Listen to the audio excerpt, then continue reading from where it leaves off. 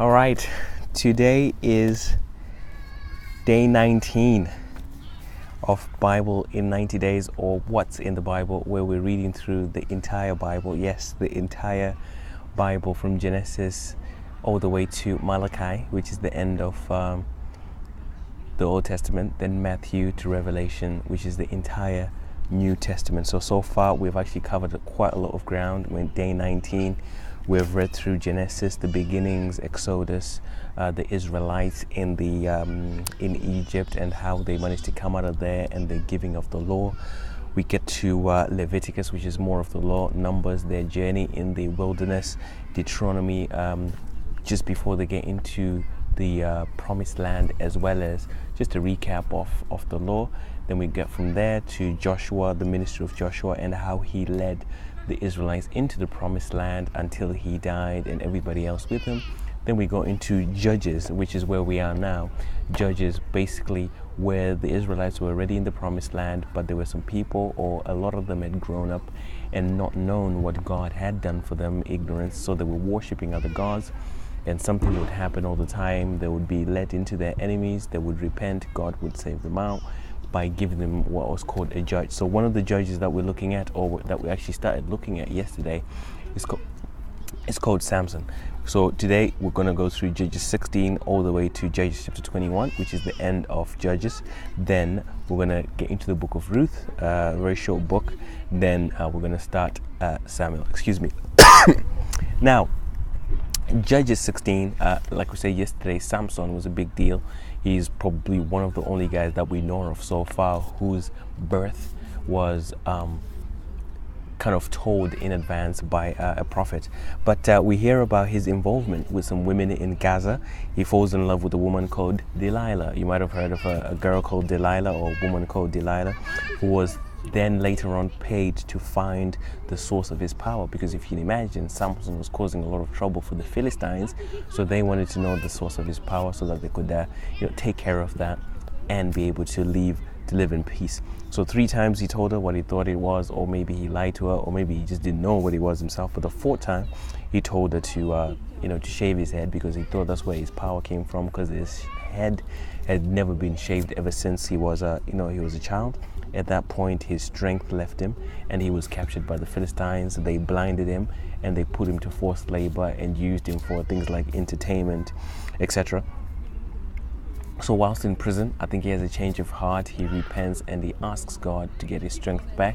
At this time, his hair is also growing back. So with one final push, or one last push, when he was amongst all the Philistine elders where there was a party, he managed to collapse the whole building and kill everybody in there, well, i.e. the Philistine leaders, and killed himself as well.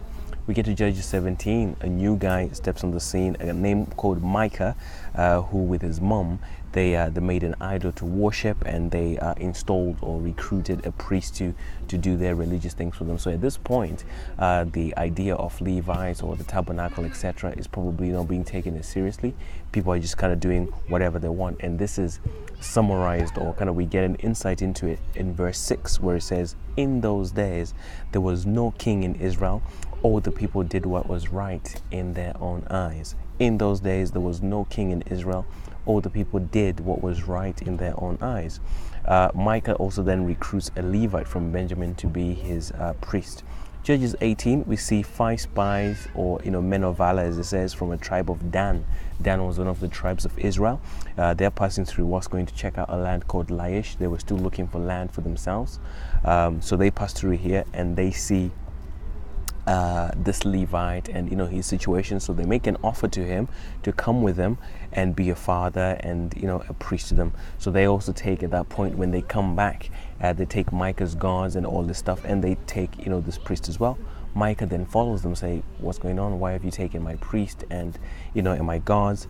But he couldn't do anything about it, because there was more of them than him, so he just kind of let it go.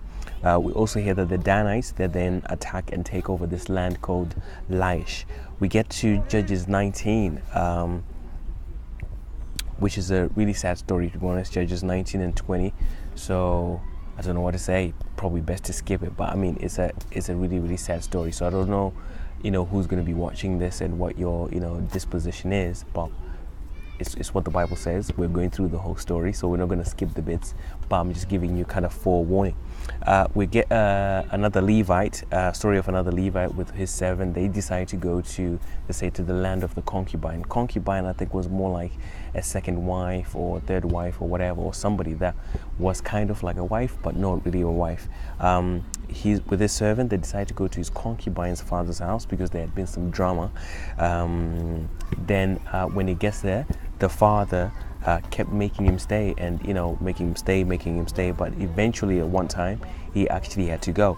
So they make their way from the concubine's father's house with the concubine, and they passed through a place called Jebus or Jerusalem, but they didn't stop there because it was too late, and they said there were foreigners there. So they continue, and they get through to a place called Gibeah, where all the Benjamites, or most of the Benjamites, Benjaminites lived.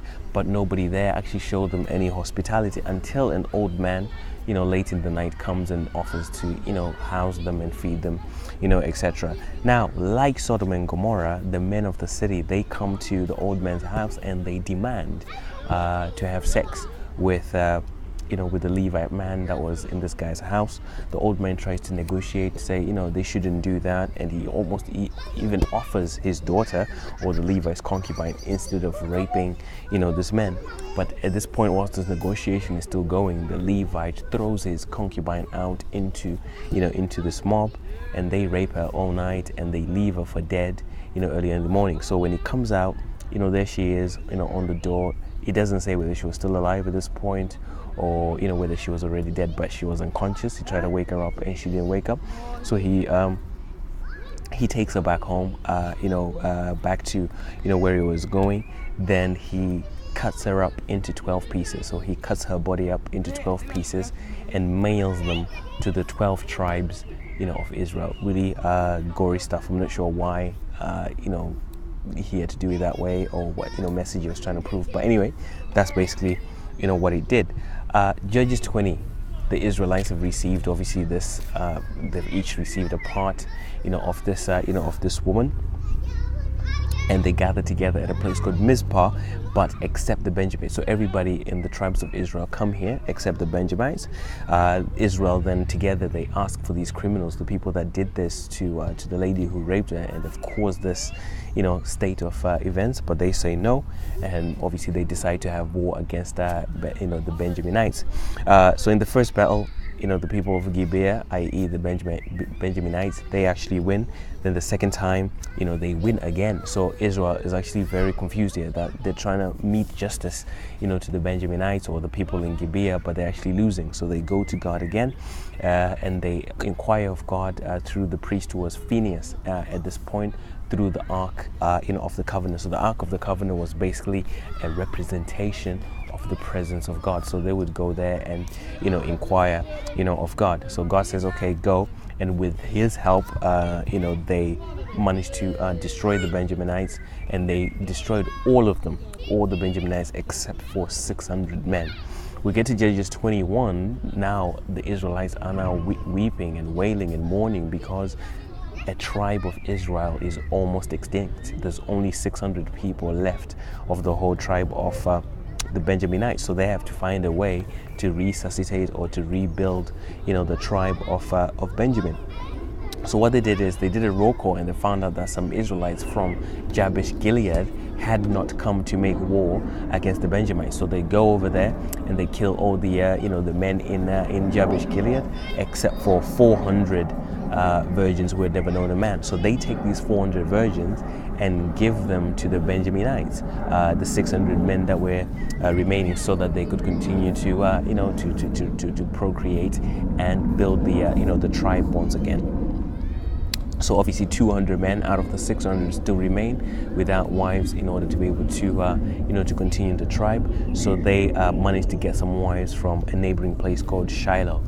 And that is actually the end of Judges, but it ends on an eerie note. Judges 21 verse 25, it says again, in those days there was no king in Israel. All the people did what was right in their own eyes. And that's the end of Judges. Then from there we move into the book of Ruth, a really short book. that actually starts by saying, in the days of the judges, there was a guy called Elimelech who went to live in Moab with his wife called Naomi. He had two children, Mahlon and Chilion, and we hear that Elimelech died. The sons, because they were already in the land of Moab, they married two Moabite wives, Orpah and Ruth, right? So then the sons also died. Naomi then decides after a while to move back to Judah because she had heard that things were going well in Judah, so this was her home country anyway, so she was making her way back. Orpah, one of her daughters-in-law, decides, okay, she's going to go back to her country as well. But Ruth decides to cling on to Naomi and say, no, I'm not going anywhere. Wherever you're going, I'm going. And that's where we get that famous verse that says, your people shall be my people and your God shall be my God. We get to Ruth chapter 2. Boaz, who was actually a relative of Naomi, a really rich guy, was around the area, and Ruth, in order to find food, etc., she would go to Boaz's field and glean. So gleaning is basically, after the harvest, they would not harvest everything, like everything to every last grape or grain or whatever. They would leave some for the poor so that they could come and glean and be able to actually, sustain themselves as well. So this is what Ruth was doing in Boaz's kind of field or whatever during this harvest. So Boaz then takes a notice of her, and he knows about her, and he's heard her story, and he begins to show her quite a lot of favor, allowing her to harvest with the rest of the guys and giving her extra food and supplements, etc. Now Naomi hears about this, and she's actually pleasantly surprised that Boaz is actually also a very close relative to them. We get to Ruth chapter 3, where Naomi then teaches Ruth to show some initiative towards Boaz so that he could redeem her. So basically, there was this law that a close relative, if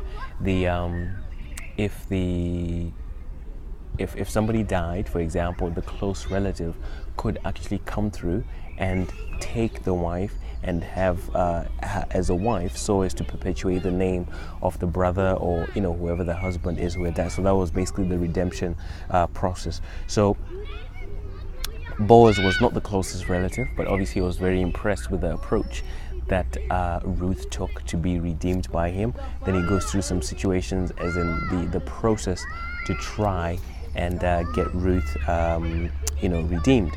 So Ruth chapter 4, turn of events, Boaz ends up redeeming Ruth, and she becomes his wife. And after obviously following the protocols, then we hear, so almost at this point people are thinking, what's the point of the book of Ruth, until we get to the end where it says Ruth was actually the mother of Obed. Obed was the father of Jesse, and Jesse was the father of David. Now, if you've been in any Christian circles or whatever, you will know that David is a huge character. I think a lot of the Old Testament is actually dedicated to his stories, the Psalms that he wrote, and etc. So the book of Ruth is actually important because it gives us, that crucial kind of, background. So that's the end of Ruth. Then we skip over into the book of 1 Samuel. 1 Samuel, we hear about a guy called Elkanah who had two wives, Peninnah and Hannah. Peninnah had children, but unfortunately Hannah was barren, but she was loved more by Elkanah for whatever reason. She was just loved, more. But Peninnah, because she had children, she used to taunt and mock and tease Hannah. So Hannah was obviously very depressed and stressed out about this, and every time they would go to the temple, Hannah would pray and ask God for a son. So then she makes a vow to dedicate her son to God if he answered her prayer and gave her a son. So God answers her prayer, and she has a son, and she calls the son Samuel. And after weaning him, after a few maybe years or whatever, she then sends Samuel off, to the temple to serve in the presence of God, for the rest of her life, and that he would be a Nazarite. We get to 1 Samuel chapter 2. We hear Hannah's song of thanks because she's so happy that this happened. So she thanks God, and we hear that Samuel starts to serve, with or under Eli. We hear about Eli's sons, who were the priests at this point, that they were misbehaving and they had no respect for God's sacrifices. And we also hear that Hannah has more children. Eli tries to rebuke his sons, but they were not listening. They were stubborn and they were hard-hearted. But it also tells us in there that this was happening because God's purpose was to to destroy these two sons.